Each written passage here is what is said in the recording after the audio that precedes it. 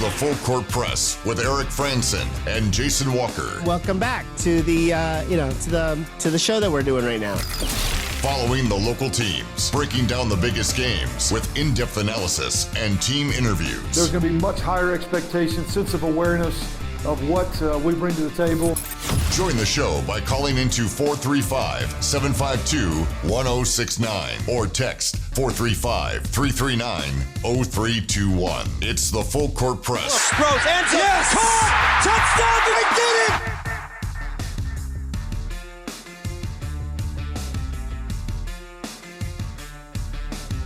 Good afternoon, everybody. Welcome on in to another edition of the Full Court Press. Eric Frandsen and Jason Walker.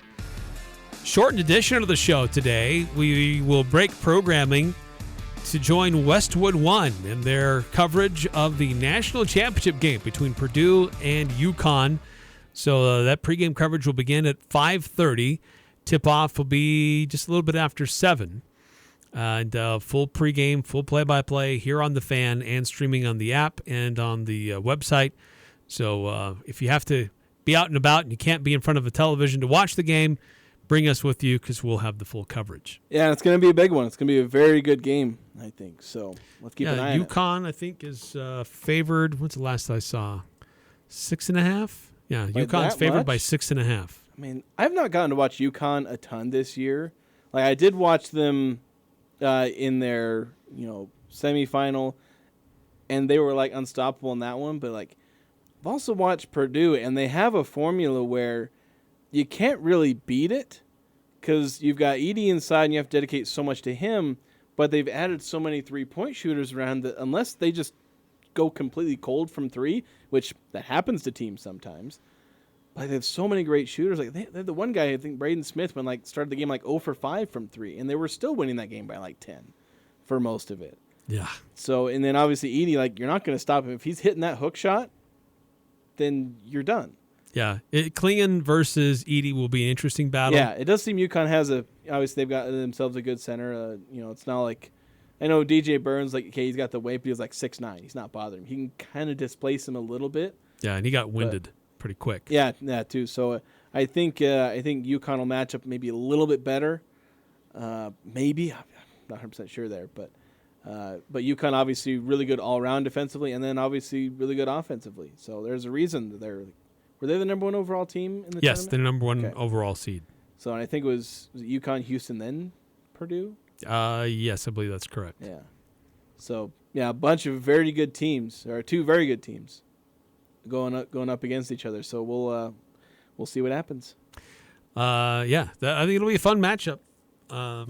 So that'll be here on the Fan a little bit later on this evening. Speaking of basketball, some transfer news today out of Utah State University. Kalifa Sakho, according to a couple different reports, different sites that have their eye on the transfer portal, it appears that Kalifa Sakho has put his name in the transfer portal.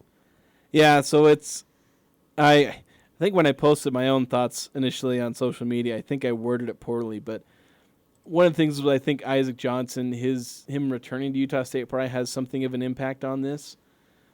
But I mean, Sakho also already stuck with Utah State through one coaching change, so it's there's another coaching change. All right, let's go explore the options. Yeah, with Isaac Johnson, it's hard enough for a true center, a 7-footer, to get volume minutes. Isaac Johnson, who is a starter this year, outside of a couple of games where they just went with a different lineup for matchup reasons. Starting every game outside of those 3 or 4 games, and he averaged 15 minutes a game. That's the life of a true center in college basketball, because teams will start their 7-footer and then go to the 6'9" small ball center. The Aggies had Osibor. They had Dan Akin last year. Just go back through the years. Dorius was the starting center, but it was Akin who played starter minutes. He averaged Dorius averaged 11 minutes per game. Yes. So, and with Johnson coming back and Sakho not getting as much time, I think, obviously you would love to have him here at Utah State because he's a good player. But he's not getting a ton of minutes to have the kind of impact that he wants. He's got one more year of eligibility. So it's probably best for him to go find somewhere. He may end up getting stuck somewhere as the 17-minute per game starting center, but, well, at least he'll be doing that instead of playing like 6 minutes per game as essentially the third string center. Yeah. So, I mean, there's an experienced player with this team that had a lot of success this last year who may not be back, but it's his regular impact on the game kind of a different level than maybe some of the other guys who have put their names in the portal. Yeah, he had a slight impact. Some games he had an enormous impact. Not always on the stat sheet. His stats will never jump off the page, but you could tell by watching him how he could impact the game. Sometimes he didn't play, but San Diego State at home, that was a really big game. Obviously had a game-winning shot against San Francisco. Had his moments, scattered here and there. And so, assuming he doesn't come back to Utah State, someone will end up picking up a quality center that they may not know how good he is until he gets onto the court for him. Yeah. 435-339-0321 if you want to chime in. And by the way, the portal is still open for a couple more weeks here as coaching changes continue to happen in college basketball. Yeah. Coach Calipari, the latest. It's I know we're upset to see Sprinkle leave Utah State and leaves and makes his announcement less than 24 hours after arriving in Logan after losing to Purdue in the tournament. But the saving grace here is that Utah State was able to move somewhat quickly enough to find his replacement and the next head coach.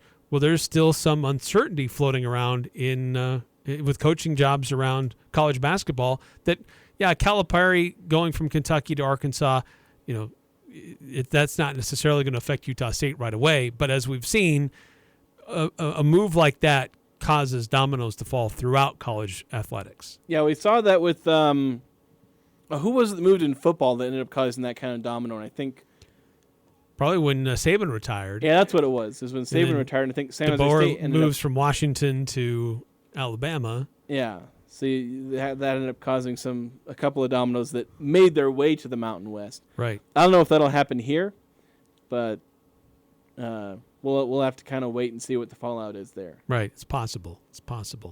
One of the other big items, we really didn't get a chance to get to this yesterday, but or not yesterday, Friday. We didn't have a show yesterday. Friday, but it actually may be good that we didn't because there's been some new developments on this, is that there's a lot of uncertainty with what's going on with the NHL franchise in Arizona with the Coyotes. They had a venue. They weren't great tenants, or there were disagreements there. They were on the move. They weren't sure where they were going to be. Eventually, they've set up shop on the campus of Arizona State University in a very small venue by NHL standards, and financially in trouble. Then they send really mixed signals last Thursday, where they say, well, it may be that we're going to have to relocate or sell the team. And then less than 24 hours later, like, hey, we're going to bid on this great big parcel of land, and look at this beautiful state-of-the-art arena and entertainment district we're going to build north of Phoenix and near Scottsdale. Look at this beautiful project that we have planned. So it's like, what do you want? Yeah, well, it's like the social media team for Arizona is not on the same page with the reports that keep coming out about how close the Coyotes are to just selling to somebody. Because every time something like that comes out, it's like 2 or 3 times now, it feels like, if memory is serving me correctly, where there'll be that kind of report, and then the social media team puts out some announcement that, oh, we're staying here, nothing. Right, because they were in Glendale, and they were going to build something in Mesa, and that didn't work. Now they're in Tempe. Yeah. It's like, nothing's wrong. Don't look behind the curtain. Just all that. And it happened again, as you just detailed, where they released some kind of rendering. It's still pinned to their Twitter profile, so if you want to go look at it. But like they were proposing this, the renderings that all these teams do when they're looking at a new site. I mean, we saw the Big League Utah do it. Ryan Smith's done it with their respective hopes for franchises. But the thing is, this is going to be like North Phoenix, like bordering on, like, I don't think it's in Scottsdale, but it's like bordering on it. And the mayor of Scottsdale put out a statement. It's kind of scathing, where it's just like they're saying heck to the no. No, just like I don't know if I can highlight just one part of this because it's like a 1.5 page thing, but basically just the whole statement is just like, no, it's not happening. It doesn't work economically. It doesn't work, transportation, with all the infrastructure, that kind of thing. It's like, no, just no, Just no. just no, heck to the no, like just clowning on the Arizona Coyotes all over the place for, like I said, about 1.5 pages, just saying this is dumb. It's just like literally starts out rolled out the same fantasy renderings they used for a different one. It's just like it's spectacularly written. Whoever wrote this on behalf of the mayor deserves a raise because it's fantastic. Well, and then on top of this, earlier today, Ryan Smith, owner of the Utah Jazz and someone who's made it clear that he wants to pursue an NHL franchise for the state of Utah, put something out on social media. Hey, if we were to bring an NHL team to Utah, what would you want it to be named? Yeah, which it's nice to survey. I did think it was funny that when you read the fine print, it means that if for some reason you were submitting a name and hoping you still had the rights to it, there's some language where they're covering their butts so somebody can submit a name and say, wait, I trademarked it. Yeah, that's my copyrighted intellectual property. Yeah, so they're kind of covering their butts there. But you will also get a bunch of marketing emails from the Sega Entertainment Group or Smith Entertainment Group. I'm just going to call it Sega from now on. Sega. Yeah. From Sega. Because, they'll send you that. But, yeah, if you want to submit your thoughts, I haven't gone and looked at it. I know we've done several iterations of that, like sending your best hockey name. You need to go back and see if I can find those. Yeah, I filled it out. I said Utah Golden Eagles. It harkens back to a team that used to be here in Utah. Okay, but I don't want to give Ryan Smith any excuse to use that highlighter yellow again. But I'll just say this. I can pretty much guarantee the color, if there's an NHL team here, the colors will be black and white. I will 100% guarantee that because that is what Ryan Smith loves. Like, he loves that color scheme. So get used to a hockey team that's black and white because that's what they're going to be. whatever it is, like he'll pick whatever name he wants. He may or may not follow the survey, but the colors are going to be black and white. I'm putting my prediction down now that if it happens, and Eric will give me a candy bar if I'm right. Right now, there's only one NHL hockey team with that color scheme. That's LA Kings. Yeah, and that's the thing is that with the NBA, there's like 3 or 4 of them. And from what I heard from people whose information I trust, Ryan desperately wanted a black and white scheme for the Jazz, couldn't do that, and that's kind of where the highlighter yellow came from, allegedly. I can't confirm that myself, but allegedly that's where the highlighter yellow was thrown in there, is because he couldn't have a pure black and white scheme because he got the Nets and the Spurs, and I think somebody else also has black and white. It's like, you can't do it, Ryan. It's like, oh, fine, I'll throw this freaking yellow color in there. Like they're on a stage, right? That's a spotlight. Yeah, it's like, and they included such this, whenever you hear the explanations for somebody's, their corporate values, like it just screamed corporate values slideshow language with their logo. It's like, which I get it, but yeah. So it's looking more and more like Smith is just going to end up with that franchise. Yeah, we'll see. And, I don't know. So do they keep the name? Do they keep the history, or do they just totally do a rebrand? Ryan's going to want to do a rebrand. Like I said, Arizona Coyotes don't have a black and white color scheme, no, so he they has don't. to rebrand it. Utah Coyotes? Yeah, there's a lot of Coyotes. Yeah, around you Utah. could maybe keep that name, and especially because you're just moving a little further north. I don't know what the Coyote population is in Utah, but and I don't know. I'm not as familiar with hockey. I don't know if the Coyotes have a rich hockey history that's worth keeping. They don't. But that has been a disaster from the word go in Arizona. I know it's been bad. So it just seems like over the last week there seem to be these little things that keep pointing to the fact that their time in Arizona is ending. Yeah, it's not working out at every turn. And even when they try to project like we've got something on the horizon, it gets holes poked all over through it, and it looks like Swiss cheese. Yeah, Arizona is not being accommodating to this. Granted, I think it's a good thing they're standing up, not letting themselves get bullied around. by a sports franchise saying, all right, leave. We're not going to hand you a ton of money for your stadium, so do what you want. And that's probably just going to eventually be selling the team. Whether or not that's to Ryan Smith, I don't know. But I think it's fairly inevitable we're going to see NHL in Utah. Whether or not it's the Coyotes franchise itself, I can't predict that for certain. But it's coming eventually. A couple of texts coming through, 9315. I will not been sending in my pick name for NHL because a billionaire can't have my trademark. Yep. There you go. And then how much pressure did the D put on the offense / quarterback? There were a couple of occasions where they got to the quarterback. They flushed him out and they had to blow the whistle quick. Yeah. They had like 3 sacks, I think, is what they credited the defense with. Yeah, and there were a couple of times where quarterback had to get flushed out of the pocket and try to do a throw on the run because of pressure that was coming. But, again, it was kind of hard from my vantage point. I'm at field level, and they're literally 70 yards away. Yeah, when they're doing stuff on that end of the field. I'm behind the defense, so I can't really tell very clearly. But, yeah, there were moments where the defense looked good.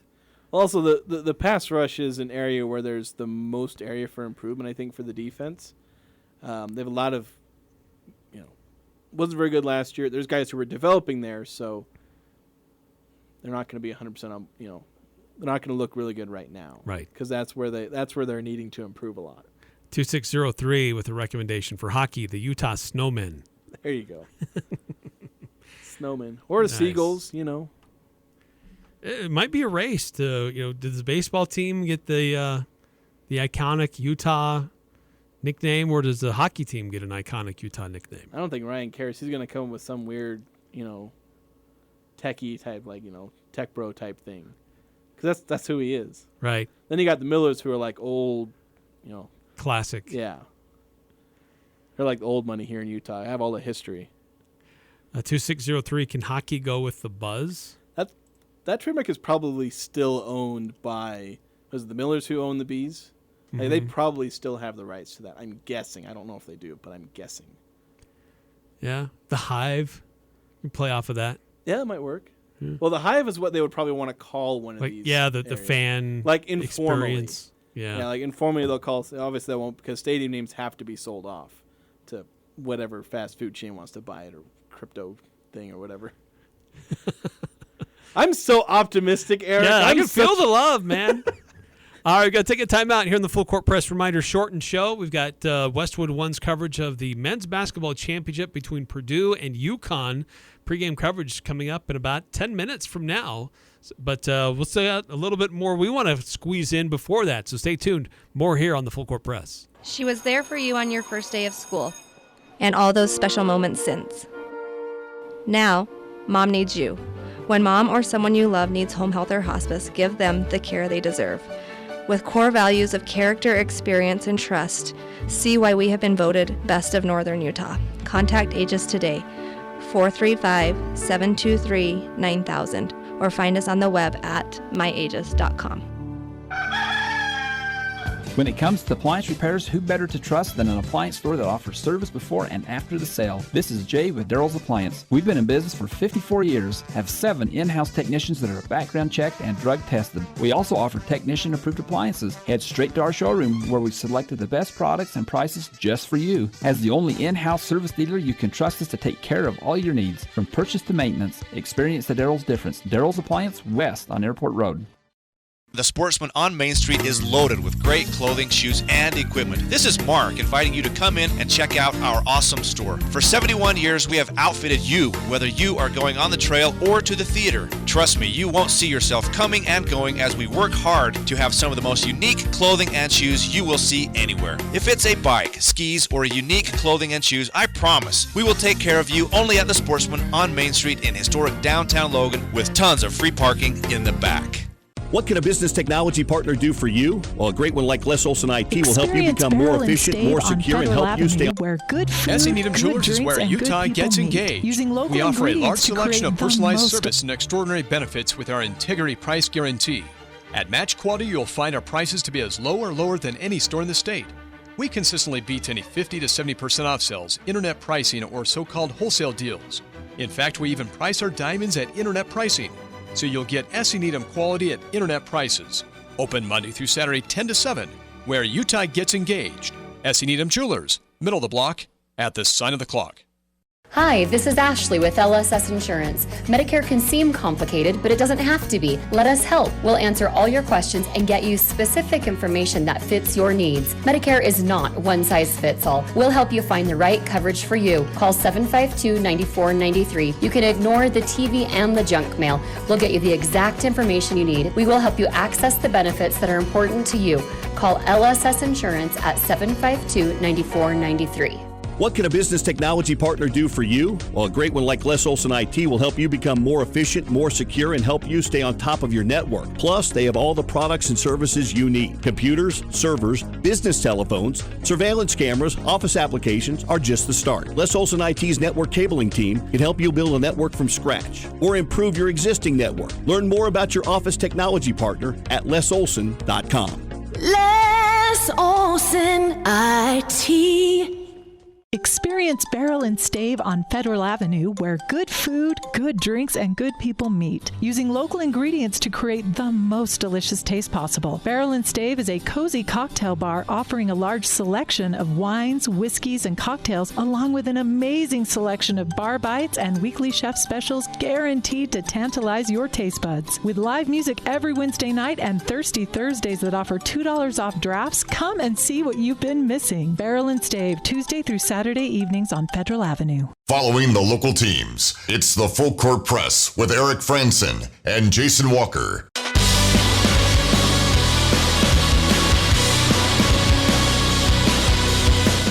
2122. He's got some recommendations for the new hockey team name. Better trademark him now. Salt Lake City Royals or Salt Lake City Saints. I almost put in Utah Saints. That is trademarked. That is Utah Saints. Yeah, there was a. Well, I don't know if they still are anymore, but it was a band called the Utah Saints. Gosh, 30, 40 years ago. It's a long time ago. 9315. Love you, 9315. I'm just going to read this as it's written. It will be something like Monty Python. Monty Python. Probably Monty Python. And the Holy Grail with Smith and his hockey team, it'll be something like we are no longer the knights that say nay. We are the knights that say whatever that crazy say is they say. The knights who say knee. Knee. That's what they say. Yeah. And then they switch to something else that I don't know what it is. Yeah. All right, so national championship game is tonight. But before we get to that, in last-minute predictions, we did our Pick Six last week, and there was a lot of college basketball in the Pick Six. So let's see how we did, trying to predict what would happen for the weekend. Yeah, almost exclusively college lines. 4 out of the 6, 5 out of the 7 if you include tiebreaker. But we had, so let's start with the lines. I had more points, Caitlin Clark or Paige Beckers on Friday in that semifinal matchup. I took Caitlin Clark, you took Beckers. Clark had 21 points to Beckers 17. So I'm up 1-0 there. Then total points in the UConn-Alabama semifinal game in the men's side. Over-under is 161.5. I took the over, you took the under. It was 86-72 for UConn, which comes to 158, so you hit the under. So tied 1-1. Taylor Hendricks and Bryce Sensabaugh, total points against the Clippers last weekend. The over-under was 20.5. I took the under, you took the over. They combined for 9 points. Ouch. Yeah. Then this is a really close one. Combined points for Caitlin Clark and Paige Beckers, our other line. This one you were watching pretty close. Over-under was 39.5. I scoffed at that line. Took the over. You took the under. Well, they had 38 combined. Oh, I was sweating it the last 2 minutes. But I saw this. Both of them were in the single digits at halftime. Yeah, they were really low. Clark kind of came on in the second half, made it close. So then you have, so it's tied 2-2 now. Zach Edey, DJ Burns, combined points and rebounds, 61.5. Well, Edey did his part with 20 and 12, but Burns only had 8 and 1. So I took the under, you took the over, so I'm up 3-2. Sam Merrill, 3-pointers made basically over the weekend. Lakers and Clippers. You set the line at 4.5. I took the over. You took the under. Sam Merrill didn't hit a single 3-pointer over the weekend. So, are we going to tiebreaker? Yes, we are. Interesting thing, though. My pick was, will the NCAA champion be north or south of the Mason-Dixon line? We don't have a champion yet, except we know that the champion will be north of the Mason-Dixon line because it is UConn. Both of them. And Purdue. I took the north. You had the south. So I went on tiebreaker. There you go. Down to the final end. Kind of made a mistake there. We do have one more text. We don't have time to go through but at TY Steve 20 apparently has some cool design concepts. So maybe go check out one of our regular texts. Yeah, at TY Steve 20. Nice. We'll give you that plug. We don't have time to read the whole thing. Sorry about that. I can give you that. Yeah, we're out of time, unfortunately. Westwood One coverage of the men's basketball championship coming up here next.